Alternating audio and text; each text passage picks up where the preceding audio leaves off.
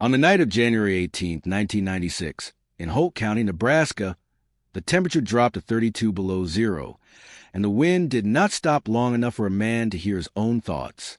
It came straight across the prairie, cutting through fence lines, barns, and anything else that thought it could stand in the way. By 9:40 p.m., 3 of the county's largest cattle operations had already lost heat in their confinement barns. Propane lines froze. Diesel heaters choked and died. Electric systems tripped and never came back.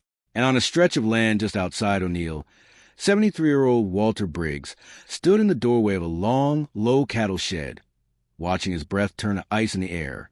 200 head of black Angus, every one of them depending on heat that most men no longer trusted to wood. But Walter did. Behind the shed, about 40 yards out, a squat steel structure pushed a steady column of gray smoke into the violet sky. It didn't look like much. No paint worth mentioning. No brand plate anyone could read anymore. Just riveted seams, a thick door, and a chimney that had outlived the man who built it. Walter stepped out into the wind, pulled his collar up, and walked toward it without hurry. Let me tell you about that boiler. It wasn't bought from a catalog. It wasn't installed by a contractor. In October 1954, Walter's father, Henry Briggs, and his father before him, Elias Briggs, built it by hand using salvage steel from a decommissioned grain elevator in Boyd County. Plate thickness, 3/8 inch. Firebox lined with cast iron. Water jacket wrapped tight and sealed with hand-cut gaskets soaked in linseed oil. It cost them $312 in materials. It weighed just under 1,800 pounds when it was finished, and it had never failed. By the winter of 1996, most men in Holt County had long since moved on. Propane was cleaner. Diesel was faster. Electric systems were easier. The old wood boilers, the big, stubborn ones, were considered relics, inefficient, outdated, a risk. Walter never argued about that. He just kept feeding it. At 10:15 p.m., a pickup truck slid sideways into Walter's yard, tires crunching over frozen gravel before stopping hard near the barn. The door swung open, and a man in his mid-30s jumped out, pulling his gloves tight as he ran toward Walter. Daniel Kessler, Regional Operations Manager for Prairie State Livestock Systems. College-educated, efficient, confident, the kind of man who measured success in upgrades and output. "Walter," he shouted over the wind, "you still got heat?" Walter didn't turn right away. He just opened the boiler door, fed in 2 more split logs of seasoned oak, and closed it again with a heavy, final sound. "Heat's there," he said. Daniel stared at the structure like it offended him. "That thing," he said. "You're running your entire herd off that thing?" Walter nodded once. Daniel let out a short laugh. Not cruel, not yet, but sharp. "You're lucky," he said. "That's all that is. Luck. Every modern system in the county is down, and you're telling me that antique is holding." Walter brushed ash from his gloves. "It's not luck," he said quietly. Daniel shook his head, smiling the way men do when they think they're being patient. "We got crews moving," he said. "Portable diesel units. Backup propane rigs. We'll get something in here before midnight. You can't rely on this. Not in a storm like this." Walter looked at him then, eyes steady. No anger, no rush.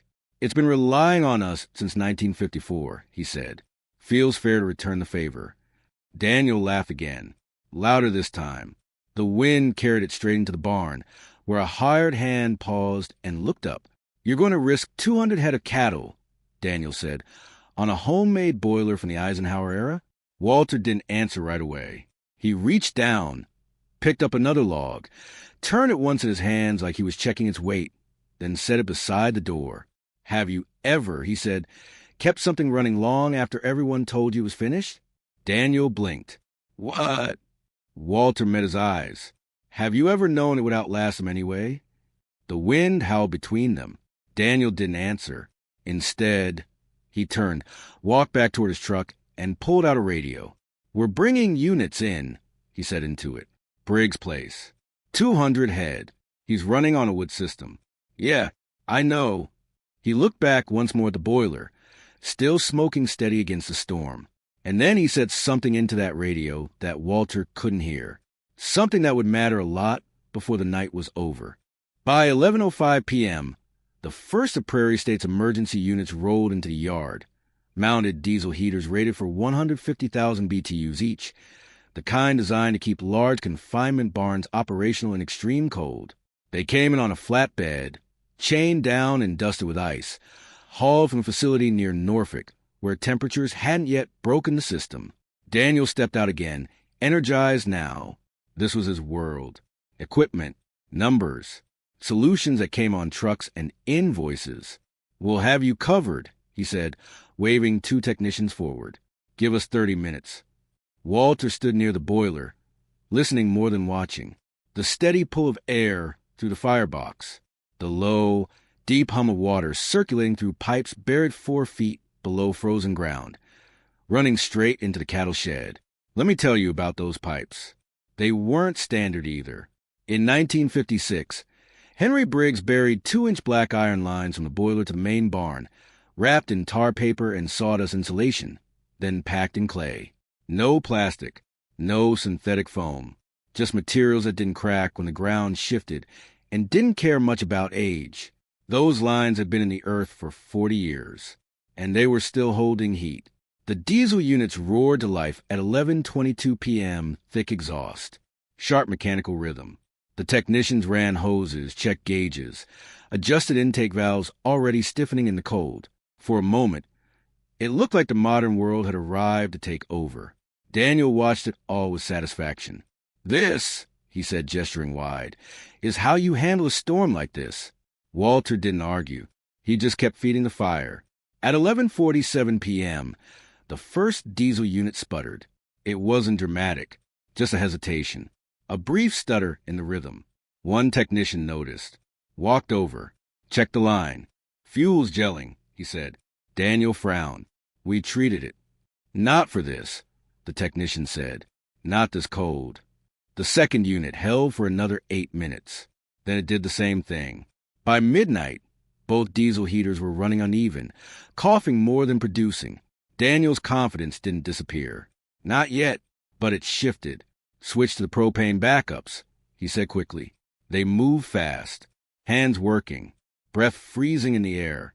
Propane tanks were hauled down, lines connected, ignition systems tested. At 12:18 a.m., the first propane unit failed to ignite. At 12:26, the second one lit briefly, then died when pressure dropped in the line.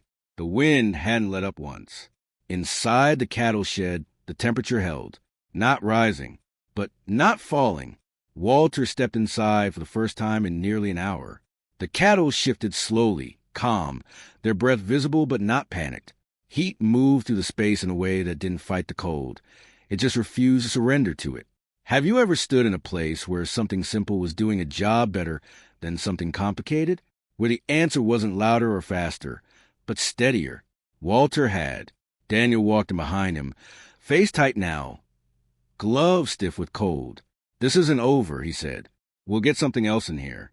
There are bigger units, industrial rigs. We can—" "They won't make it in time," Walter said. Daniel opened his mouth, closed it, looked around the barn, felt the heat. Not strong, but enough. "Explain it to me," he said finally. "Why that thing out there is still working when everything else isn't." Walter leaned against a post, slow, deliberate. "Let me tell you something about heat," he said. And for the first time that night, Daniel stopped trying to fix something and started listening. Because what Walter said next would change the way he looked at every machine he ever trusted. Walter reached down, picked up a length of pipe running along the barn wall, and held his hand against it for a moment before speaking. "Modern systems," he said, "are built to be efficient. They give you exactly what you need, no more. That works fine, right up until something interrupts the chain." Daniel watched him closely now. "No fuel pressure," Walter continued. "No ignition. No electricity. Doesn't matter which one breaks. System stops." He tapped the pipe lightly. "This doesn't stop." He walked toward the door, motioning for Daniel to follow. The wind hit them again as they stepped outside, but Walter didn't slow. Back at the boiler, he opened the firebox just enough to show the glow inside. Not roaring, Not explosive, just steady combustion. Oak burning down into coals that held heat longer than any flame. Wood doesn't care about pressure, Walter said. Doesn't care about lines freezing or regulators failing. You give it air, it burns. You give it time, it holds. Let me tell you about torque and horsepower, because most men confuse the two. Horsepower is speed. It's how fast work gets done. Torque is force. It's what keeps something moving when resistance shows up. Modern systems chase horsepower. Quick heat, fast response. But old systems like this one, they're built on torque. Slow heat, deep heat, the kind that doesn't disappear the moment conditions get difficult. In a storm like this, speed fails first. Force is what survives.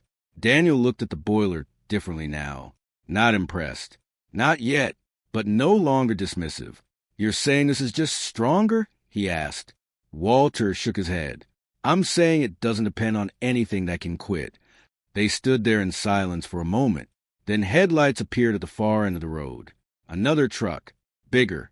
Industrial. Daniel exhaled sharply. That's the unit I called in, he said. 300,000 BTUs. Self-contained. Heated lines. This will hold. The truck rolled in, engine growling. Two men stepping out with the kind of confidence that comes from handling emergencies for a living. They didn't laugh. They didn't question. They just got to work.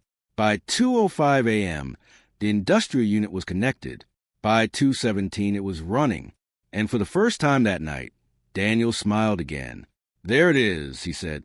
That's what we needed. Walter said nothing. He just watched. At 2:31 a.m., the wind shifted. Not stronger, just different. It cut across the exposed side of the industrial unit, driving cold air straight into a vent that had been facing away from the storm all night. At 2:36, the unit's output dropped. At 2:39, alarm started. By 2:42, it shut itself down. Silence. Not total. The boiler was still there, still burning, still sending heat through those buried lines. Daniel didn't speak right away. He walked slowly back toward it, each step heavier than the last. The men from the truck stood still, not offering explanations. They didn't have any. Have you ever watched something you trusted completely fail in front of you? Not because it was broken, but because it wasn't built for what it faced? Daniel stopped beside Walter. The laugh from earlier was gone. Completely. What do you need? He asked quietly. Walter looked at the stack of wood beside the boiler. Another hour of splitting, he said. Daniel nodded once, took off his gloves, picked up the axe. And before the storm was done, he learned exactly what that boiler had been asking of a man for the last 42 years. By sunrise on January 19th, 1996, the storm had moved east, leaving Holt County buried under drifts that reached the top wire of most fence lines. Roads were impassable. Power lines sagged under ice. Reports came in slowly, one farm at a time. Losses, frozen systems, cattle gone, not everywhere, but enough. At the Briggs place, the smoke was still rising. 200 head of black Angus stood in a barn that had never dropped below critical temperature. Not warm, not comfortable, but alive, every one of them. Daniel sat on an overturned bucket near the boiler, hands wrapped around a tin cup of coffee Walter's daughter had brought out just after dawn. His gloves were stiff with frozen sweat. His shoulders ached from splitting wood through the night. He didn't complain. He didn't speak much either. Let me tell you about what changed in that man. In March of 1996, less than 2 months after the storm, Prairie State Livestock Systems began a review of emergency protocols across their entire Nebraska operation. Diesel units were still used. Propane systems remained standard. But in 3 counties, Holt, Boyd, and Rock, they added something new, or rather, something old, wood-fired backup boilers. Not many, not everywhere, but enough to matter. Daniel oversaw the first installation himself. He didn't outsource it. He didn't rush it.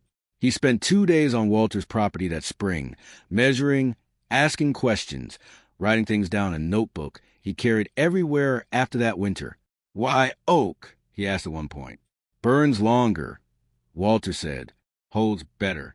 Why bury the lines that deep? Frostline doesn't argue with you at 4 feet. Daniel wrote it all down. Walter passed away in August of 2003, 79 years old, peacefully, in the same house he'd lived in since 1958. The farm went to his daughter, Elaine, who kept the operation running with the same steady pace her father had taught her. Not bigger, not faster, just right. And the boiler? Still there, still working. Relined once in 2005. Pipes checked every fall. Firebox cleaned every spring. It doesn't look any newer than it did in 1996. But it doesn't need to. Daniel still visits once a year. Not for business. Just to stand there a while. To watch the smoke rise. To remember a night when everything he trusted failed. And something he didn't understand carried 200 lives through a storm that didn't care about modern thinking. If you've ever known someone who kept something running long after the world moved on, you already understand what that means. Some things don't become obsolete. They just wait for people to remember why they were built. If this story reminded you of someone who trusted their hands more than a manual, someone who kept something alive when everyone else walked away, tell me about them in the comments. I read every story, and they matter more than you think. And if you want to hear about the farmer in western Kansas who ran a steam tractor through a drought year everyone else gave up on, that story is coming. You'll want to be here for it.